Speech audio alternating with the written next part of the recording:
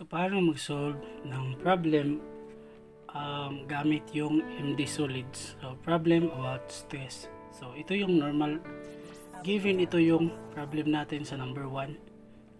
Normal stress at X at saka Y. Ito yung value nila, 20 at saka 0. Yung shear stress naman natin ay 10. So, yung gagawin natin ay mag-open lang tayo. Kung wala pa kayo nito, ay mag-download lang kayo ng MDSolids. So, may 30 days free trial to. Dito punta kayo sa MOHR'S. So, ito yung value ng normal stress sa X direction. Ito yung value ng normal stress sa Y direction at yung shear stress. So, yung una natin gagawin ay iset muna natin yung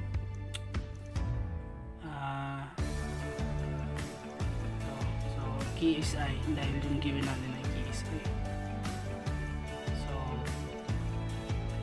20 0 20 0 tsaka 10. So 10. So dahil positive yung value dito, positive lahat. So, naka-tension sila. So, yung 20 natin, tension, at yung shear stress natin ay lagay natin sa tension. So, click nyo lang ng details. So, lalabas na ang value niya. So, ito yung value ng shear stress. So, at maximum, value ng normal stress 1.1 dito.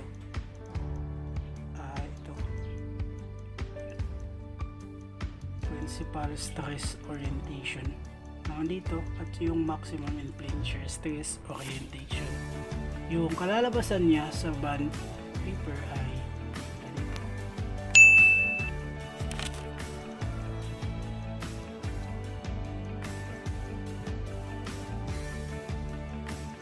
So let's have another example. So dito naman tayo punta sa number 15. Kung saan may given na normal stress at X direction 250 MPa, normal stress at Y direction negative 80 at 0 yung shear stress niya. So sabi doon is 250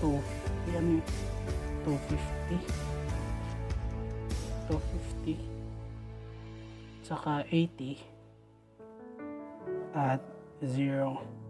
So yung kalalabasan nun ay positive 250 tension, normal stress at Y direction, compression 0, kahit ano lang dito kasi wala namang value to.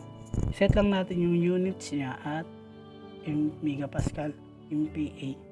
So again, details. So click lang natin ng 2 beses para ma-change yung principal stress orientation. Ganun. So ito na yung result na yung given natin. So pag pinutin mo to yung show absolute maximum shear stress, so makikita dito ang dalawang problem natin na kinukuha. So ito yung dalawang circle. Okay, so yun. Kung may tanong kayo, just comment down below. Huwag kalimutang mag-subscribe sa channel na to.